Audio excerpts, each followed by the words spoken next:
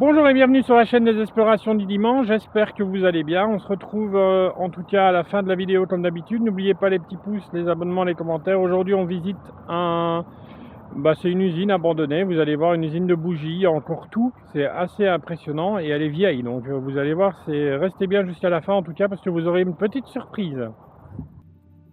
On est reparti pour une nouvelle aventure. Alors cette fois-ci ce ne sera pas une maison, même si ça ressemble à une maison, vous allez voir à la fin. On est dans franchement dans une industrie qui est magnifique, je trouve. Alors, honnêtement, j'aurais bien voulu voir tourner ces machines. C'est très rare de voir ça. Personnellement, voilà, moi je suis sur le cul de voir ces machines presque encore à l'œuvre. Regardez l'état, et pourtant c'est abandonné depuis des années. Donc on peut vous dire que c'est du matériel de qualité, hein, que je pense qu'on ne fait plus maintenant. Et franchement, c'est impressionnant. Donc là, je passe vite fait, mais ne vous tracassez pas, je vais y revenir en détail. Voilà, donc j'ai pas trop d'explications pour l'usine parce qu'honnêtement, j'ai cherché sur internet l'usine de bougies, etc. Et je pense que maintenant, toutes les bougies ne sont plus fabriquées en Belgique, ni en France, ni ailleurs. Je pense qu'elles sont fabriquées à l'étranger, ce qui est bien dommage. Donc pour trouver des infos, c'était très compliqué. Donc là, vous avez vu une partie. On va revenir au début. Et je vais essayer de vous faire découvrir un peu plus. Regardez, ça, c'est les cuves ici à gauche qu'on a vu. C'est les cuves certainement pour faire fondre la cire. Et après, les vider pour mettre voilà, dans cette fameux tube où on fabrique des bougies. Donc c'est vraiment des bougies, on dirait des bougies d'église, vous voyez. Et regardez, ça, c'est les fils qu'on voit là, c'est les mèches pour les bougies. Donc c'est vraiment impressionnant. Alors, vous verrez une de plus près tout à l'heure. D'ailleurs, j'ai fait tomber une bougie, je m'en excuse déjà à l'avance. Donc pour vous dire aussi, ce sera la dernière fois qu'on tournera, enfin c'est les dernières vidéos avec cette caméra. Voilà, j'ai reçu la nouvelle, donc je suis très content et ça va être du matériel un peu plus professionnel. Donc déjà, on va faire des meilleures vidéos, voilà. Enfin, je vais faire des meilleures vidéos sur plein de points de vue, rien que sur le son, etc. Enfin, vous allez voir, ça va être différent. Regardez, là, on a vu une mèche.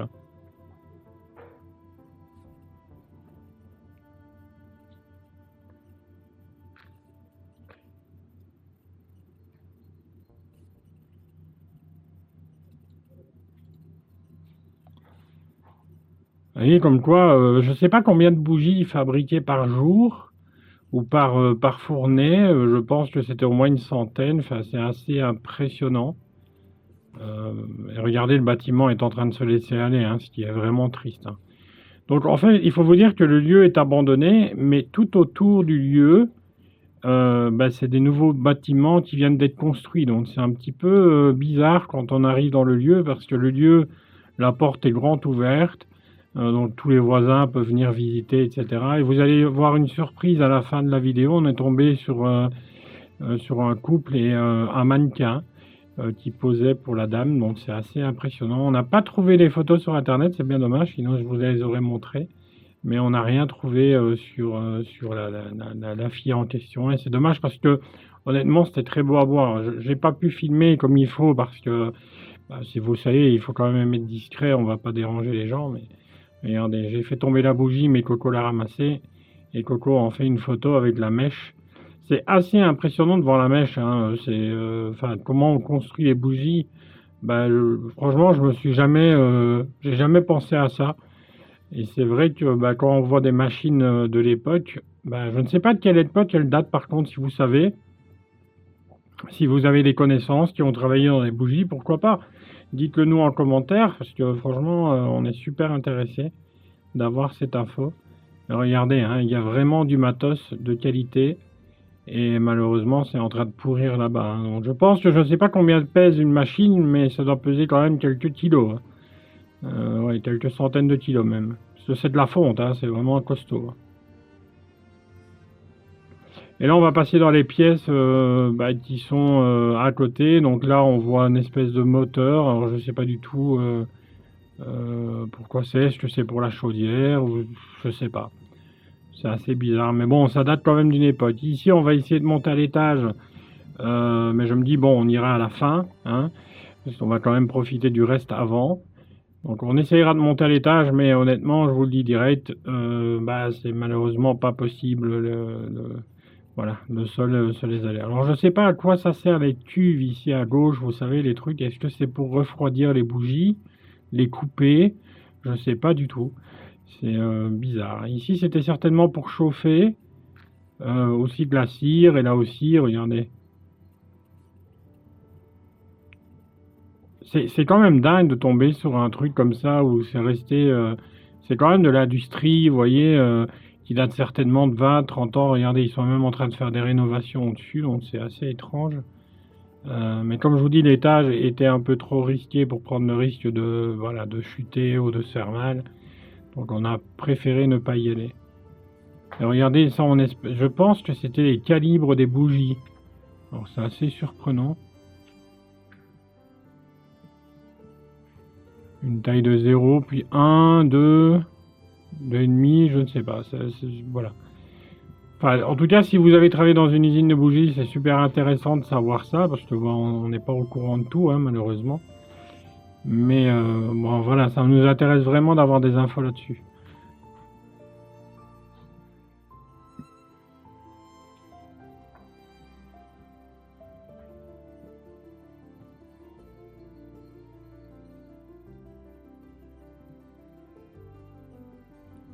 Donc là, je retourne dans la pièce, je me dis je vais attendre Coco, parce que je vais pas aller trop vite. Regardez la cheminée. Et les baies, hein, les châssis, les portes, etc. Je trouve ça super joli. Bon, ça a été cassé, hein, comme d'habitude. Alors ça, on ira le visiter après aussi, c'est la maison. C'est la maison qui faisait partie de l'usine. Certainement les bureaux.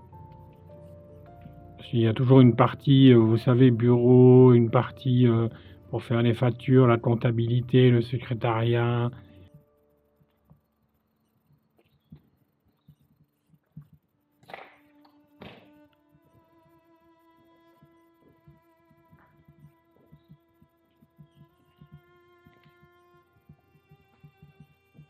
Mais c'est vraiment bizarre de tomber sur un lieu aussi étrange. Alors je pense que vous l'avez vu d'autres urbexeurs, hein, parce que c'est une visite, maintenant ça fait 6-7 mois que c'est abandonné, enfin même un peu plus, mais ça fait 6-7 mois qu'il y a des visites d'urbexeurs. Donc je ne suis pas le premier, je ne serai certainement pas le dernier, ça c'est sûr. Mais voilà, on ne saurait pas toujours avoir des exclusivités. Ici c'était la chaudière. Regardez ça, c'est assez vieux, hein, quand même. Mais c'était une fameuse chaudière, hein. C'est plus les chaudières de maintenant, hein. Quand je vois la taille des chaudières de maintenant, ben, il y a une grosse différence, hein. Alors ici, vous voyez la cuve qui est là, enfin l'espèce de plateau, je ne sais pas du tout à quoi ça sert. Alors certainement pour des bougies, hein. Ça c'est sûr et certain. Est-ce que c'était pour les sécher? C'était pour... je sais pas. J'en ai aucune idée. Alors, oui, il y a beaucoup de choses que je ne sais pas dans la vie, hein, honnêtement, mais je pense pas qu'on sache connaître tout. Donc ici, je vais essayer de monter à l'étage, mais ça va être une catastrophe parce que vous pouvez voir, hein, honnêtement, l'escalier est plus trop stable. Donc je me dis, bon, on va monter, on monte, etc. Et puis là, je sens quand même que l'escalier tremble. Donc je me dis, oh, ouais, moi je pèse pas 20 kilos, vous voyez ce que je veux dire. Donc j'essaie de monter le maximum que je peux, mais là je me dis non, je ne tente pas le diable. Et je préfère redescendre tout doucement parce que... Voilà. Des fois, on a un petit peu peur quand même sur les lieux, hein. On a peur pour notre sécurité, etc. Donc, je ne suis pas un casse-cou non plus. On fait très attention. Malheureusement, on n'a pas vu ce qu'il y avait à l'étage. Et voilà, on ne verra jamais, malheureusement. Et aussi, malheureusement pour vous. Donc là, on se retrouve à l'extérieur où on était tout à l'heure, hein, voilà, j'ai coupé un peu 2-3 scènes pour ne pas voilà, que ça prenne trop de temps aussi. Parce que le but, c'est quand même que vous appréciez la vidéo.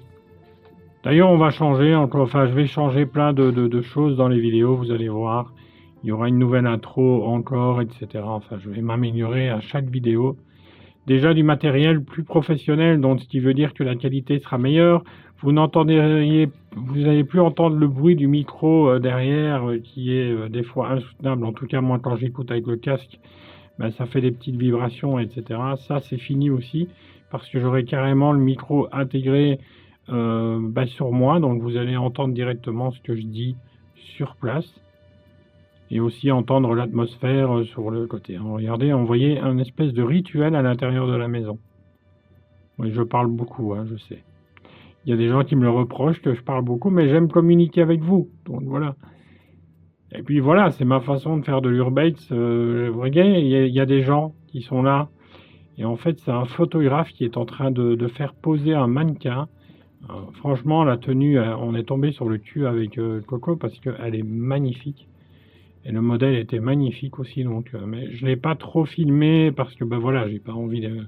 Ça se fait pas. Vous voyez, vous croisez des gens que vous ne connaissez pas. Oh, ben qu'est-ce que vous faites? Tu arrives avec ta vidéo, tu commences à filmer tout le monde. Ça se fait pas. Voilà. Donc vous verrez ça quand je sors du lieu. Donc là, on va essayer de rentrer dans la maison, bah, qui est, je pense, comme je pense, un secrétariat, vous savez, la comptabilité, bah, tout ce qui est, voilà, tout ce qui est administratif dans une industrie. Hein. Mais là, malheureusement, bah, tout a été refermé. J'ai vu des vidéos sur internet d'autres urbexers qu'on peut rentrer dans la maison. Voilà, donc elle s'appelle l'usine Bougie, si vous voulez tout savoir. Comme ça, si vous voulez regarder peut-être une autre vidéo d'une autre personne qui est passée par là.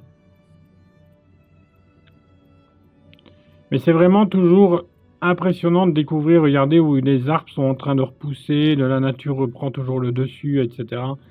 Donc là, on essaye vraiment toutes les entrées, hein. C'est pas comme si on n'avait pas essayé, mais malheureusement, voilà, on n'arrivera pas à rentrer dans le lieu, ce qui est bien dommage. Et on est toujours déçu un peu comme ça, hein, quand on arrive sur un lieu, qu'on n'arrive pas à rentrer. Et ça nous arrive très très souvent. Et comme, bah voilà, vous nous connaissez, on casse pas, on fait rien du tout, on essaye, si ça marche pas, ben on s'en va, quoi. Voilà. Là, on va encore tomber sur une pièce magnifique, regardez, avec la nature qui a vraiment pris le dessus sur tout, et c'est une toilette en fait. Alors, regardez comme c'est magnifique, avec cette porte. Bon, étrange, hein, les toilettes quand même, hein, dans une atmosphère comme ça. La toilette est en parfait état, vous voyez ce que je veux dire? On donne un petit coup et franchement, c'est vraiment très très joli à regarder. La nature reprend des fois vraiment le dessus et c'est... regardez ça. Le bâtiment est magnifique. Hein. Alors ce qui est vraiment étrange dans ce lieu, c'est vraiment tous les bâtiments tout autour ont été rénovés, reconstruits, etc. Sauf celui-ci. Alors je suis étonné pourquoi est-ce que ça coûte trop cher de bouger le matériel.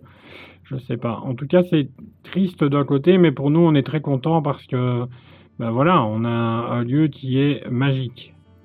Hein, vous voyez, on ne savait pas qu'il y avait quelqu'un de l'autre côté, donc regardez avec ma lampe de poche un peu partout, etc. J'attendais Coco qui termine sa photo pour sortir du lieu et pour s'en aller. Quand je vous dis, ben voilà, qu'on ne touche rien, en général, on ne touche rien, on ne casse rien, etc.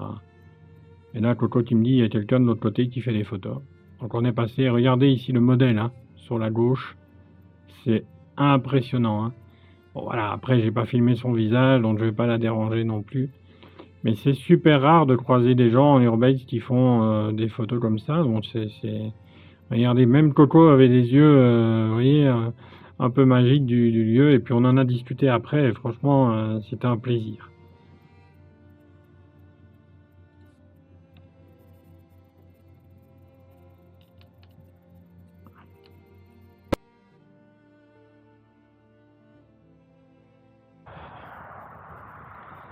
Merci d'avoir pris le temps de regarder cette vidéo, j'espère que ça vous a plu, surtout la fin, bah voilà, c'est rare qu'on tombe sur des gens, en tout cas des gens qui font ça, donc c'est génial. Honnêtement, vous avez vu le modèle, elle est vraiment magnifique. On se retrouve pour la semaine prochaine pour une nouvelle vidéo, et je peux vous dire qu'on va tourner avec du nouveau matériel, donc ça va être cool. Voilà, vous n'entendrez plus le vent, etc. Enfin, ça va être génial. Donc on se retrouve la semaine prochaine. Ciao, ciao!